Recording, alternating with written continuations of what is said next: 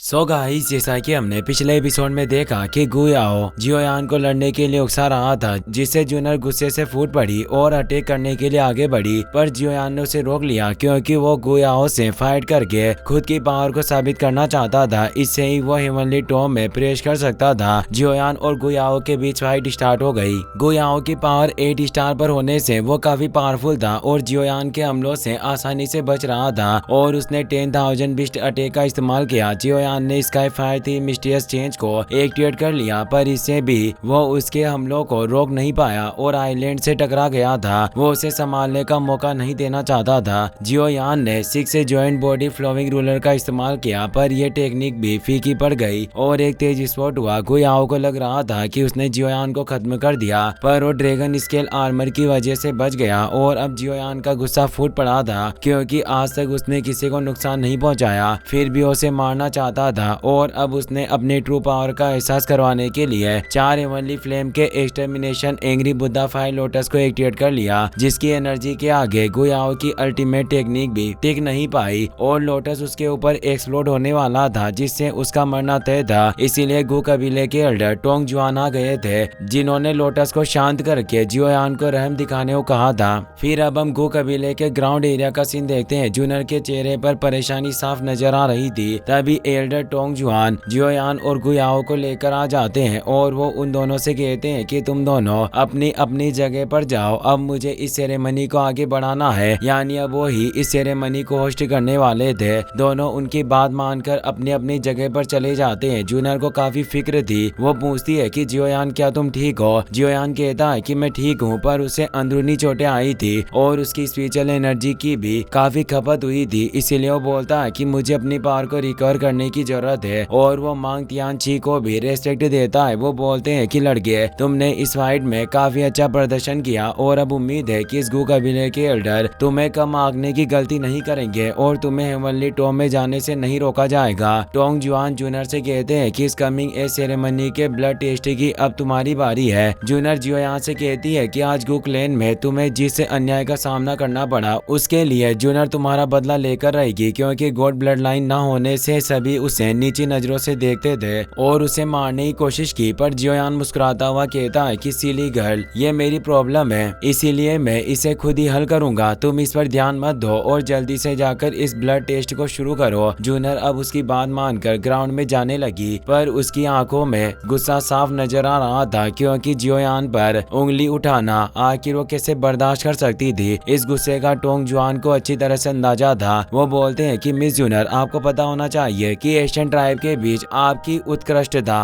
और स्टेटस कितना ऊंचा है और अभी जो कुछ भी हुआ वो सिविल सेरेमनी के नियमों के हिसाब से ही हुआ। और वैसे भी जियोयान को इस तरह के चैलेंज की जरूरत थी ताकि अपनी पावर साबित कर पाए। जूनर इस बात से खफा थी क्योंकि गुयाओ ने इतनी बुरी तरीके से जियोयान को मारने की कोशिश की, तब किसी ने गुयाओ को नहीं रोका, पर जब जियोयान ने उसे मारना चाहा तो एल्डर ने उसे रोक लिया। एल्डर बताते हैं कि जियो कबीला काफी वक्त से गिरावट में है, इसीलिए जियो कबीले के लिए हेवनली टॉम के लिए मान्यता प्राप्त करना जरूरी था। जूनर गुस्से में बोली कि मुझे उम्मीद है कि यह आखिरी बार है जब आप लोगों ने जियोयान को निशाना बनाया। एल्डर कहते हैं कि जियोयान ने आज अपनी पावर से खुद को साबित कर दिया, इसीलिए मैं विश्वास से कह सकता हूँ कि अब कोई भी उसके साथ खिलवाड़ करने की हिम्मत नहीं करेगा। तो जूनर अब सेरेमनी को स्टार्ट करने को कहती है। टोंग जुआन इससे खुश हुए और अब वो अपनी पावर से वापस से स्टार डिस्क को बाहर ले आते हैं। जूनर उसके ऊपर जाती है। सभी बेसब्री से इस बात का इंतजार कर रहे थे कि आखिर जूनर की पावर कितनी महान है और उसके पास किस ग्रेड की ब्लड लाइन है। जियोयान को उम्मीद थी कि जूनर तुम जरूर एक बड़ा सरप्राइज लेकर आओगी। जूनर अपनी एनर्जी को स्टार डिस्क के क्रिस्टल में डालती है, जिससे डिस्क पर मौजूद स्टार ग्लो करना स्टार्ट कर देते हैं। लगातार एक साथ 8 स्टार ग्लो हो गए थे। ये देख सभी हैरान हुए, पर अभी भी जूनर की पावर बढ़ती जा रही थी। नोवा क्रिस्टल भी ग्लो हो जाते हैं।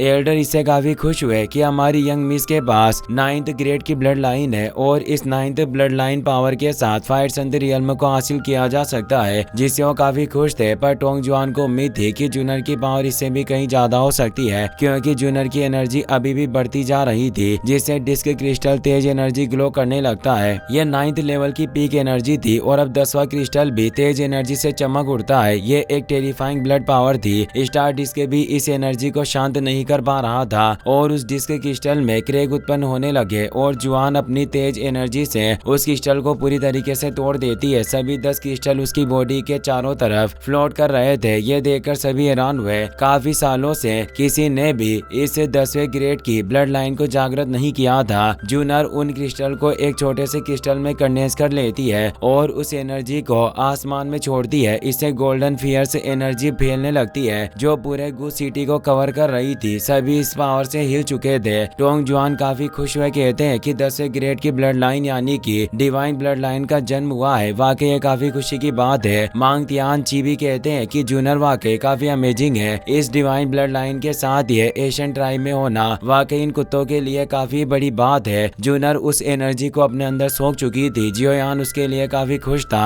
टोंग जुआन जूनर के पास आते हैं और सभी को बताते हैं कि गु जूनर हमारी एशियन क्लैन के चीफ की बेटी है जो अब डिवाइन ब्लड लाइन लेवल पर पहुंच गई है। इसीलिए इसे 7 कलर का जो सबसे हाई लेवल पैटर्न था वो दिया जाएगा और अब वो इसे ड्रॉ करने के लिए 7 कलर हेवनली एम्परर पेन को बाहर निकालते हुए बताते हैं कि इसे कबीले ने कई हजार वर्षों से इस्तेमाल नहीं किया और अब इसे आपके द्वारा खोला गया। इसीलिए मेरे पास शुभ अवसर है कि मैं आपके लिए इस कलरफुल क्लेन पैटर्न को क्रिएट कर सकता हूँ जो सभी के लिए एक काफी सम्मान की बात होती थी। पर ये 7 कलर एम्परर पेन कोई मामूली पेन नहीं था।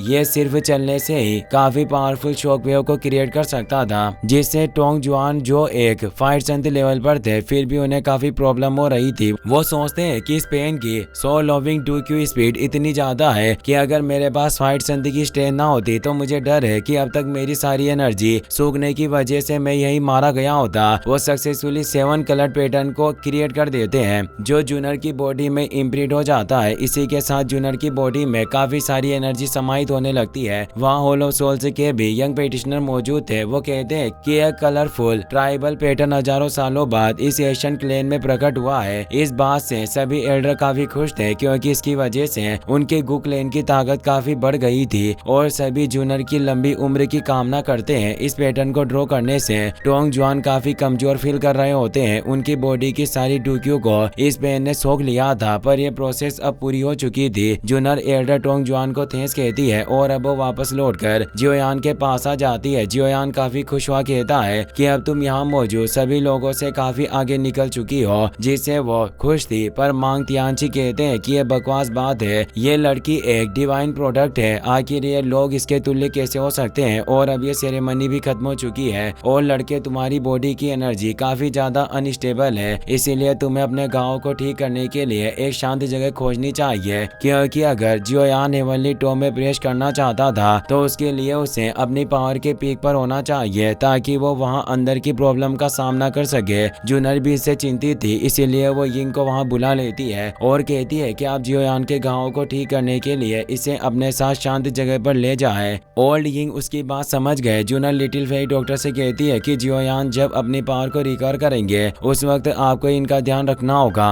लिटिल फेई डॉक्टर कहती है कि तुम चिंता मत करो, मैं किसी को जियोयान के करीब नहीं आने दूंगी। अब हमें वहाँ मौजूद हॉल ऑफ सोल्स के यंग पेटिशनर को दिखाया जाता है जो हुनिया के साथ मौजूद होता है। हुनिया हॉल ऑफ सोल्स का वही एल्डर था जिसने जियोयान को धमकाया था और उसके साथी का नाम हुनशी होता है। वो कहता है कि एशियन गु क्लेन में वास्तव में एक डिवाइन ब्लड लाइन वाले व्यक्ति का जन्म हुआ। निश्चित रूप से ये फ्यूचर में हमारे हॉल ऑफ सोल्स क्लेन की दुश्मन बनेगी। साथ ही ये जियोयान की साथी भी है इसीलिए हमें इससे छुटकारा पाने का एक मौका ढूंढना चाहिए। अब हमें ओल्डिंग के उस एरिया का सीन दिखाया जाता है जहाँ जियोयान अपनी पावर को रिकवर कर रहा था और बाहर लिटिल फेई डॉक्टर पहरा दे रही होती है। तभी जूनर भी वहाँ आ जाती है। उसके चेहरे पर जियोयान के लिए चिंता साफ नजर आ रही थी। वो पूछती है कि जियोयान की हालत अब कैसी है। लिटिल फेई डॉक्टर बताती है कि जियोयान के इतनी बुरी तरीके से लड़ने की वजह से उसकी बॉडी में मौजूद केओटिक ऑरा काफी परेशानी पैदा कर रहा है जिससे उसे पावर रिकवर करने में परेशानी हो रही है। जूनर अपने पास से पिल्स की बोतल निकालती है और कहती है कि ये पिल आप जियोयान को दे देना। मुझे विश्वास है कि ये पिल उससे केओटिक ऑरा को स्टेबलाइज कर सकता है और उसे थमा देती है। तो लिटिल फेई डॉक्टर कहती है कि तुम खुद जियोयान को ये क्यों नहीं देती। जूनर बताती है कि कल वो दिन है जब हेवनली टॉम को खोला जाएगा इसीलिए उसमें जाने वाले पेटिशनर की आज रात ही लिस्ट बनाई जाएगी और ये सब हमारे गु क्लेन के सभी एल्डर मिलकर ही डिसाइड करते हैं। मुझे डर है कि कोई निश्चित रूप से जियोयान को चोट पहुंचाने की कोशिश करेगा इसीलिए मुझे शहर लौटना होगा। लिटिल फेई डॉक्टर कहती है कि तुम शांति से जा सकती हो, जब तक मैं यहाँ हूँ जियोयान को कोई छू नहीं सकता। जूनर कहती है कि मैं निश्चित रूप से जियोयान के लिए हेवनली टॉम के लिए एक स्लॉट बुक करके रहूंगी और जियोयान जियो क्लैन की ओर से हेवनली टॉम में प्रवेश जरूर करेंगे। वहीं अब हमें उस एल्डर हॉल का सीन दिखाया जाता है जहाँ गू क्लैन के सभी एल्डर इकट्ठा हुए थे। इसी के साथ यह एपिसोड यहीं पर खत्म हो जाता है।